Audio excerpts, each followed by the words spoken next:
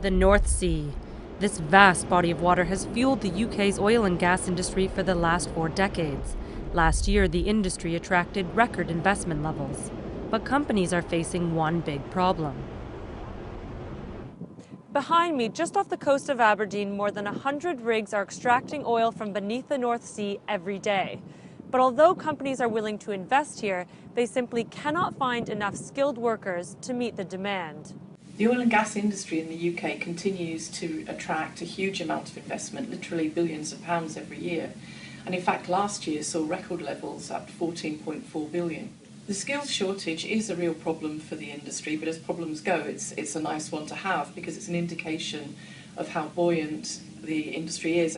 A lack of mid-career level staff, partly driven by the industry's own reluctance to hire in the 1980s and 90s when oil prices cooled, has led to an increasing number of retirees returning to work to help plug the gap and cash in on inflated salaries. There's a bigger trend for people to come out of retirement or to extend beyond retirement age. The main reason being is because of the skills gap.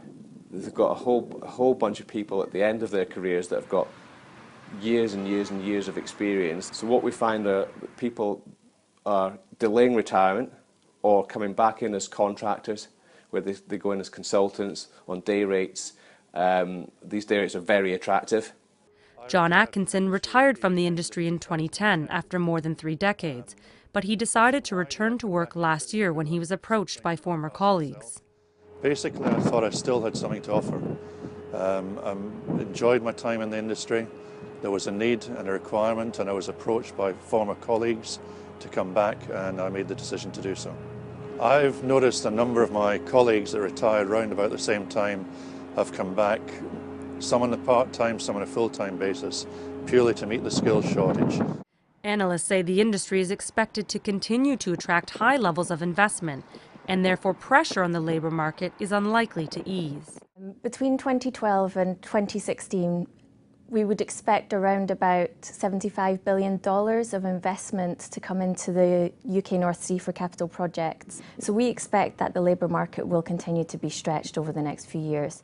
We estimate there is about 4 billion barrels of oil equivalent yet to find reserves from the UK and about 12 billion barrels of oil equivalent of remaining commercial and what I would class as technical reserves as well. But attracting retirees back to work is not a sustainable solution to the skills shortage problem. Consultancy PwC estimates that the industry will need to train and recruit at least 120,000 people in the next 10 to 15 years to fill the gap. The future of the UK's oil and gas industry depends not only on the size of reserves left, but on finding the manpower to match it. Vanessa Kortekaas, Financial Times, Aberdeen.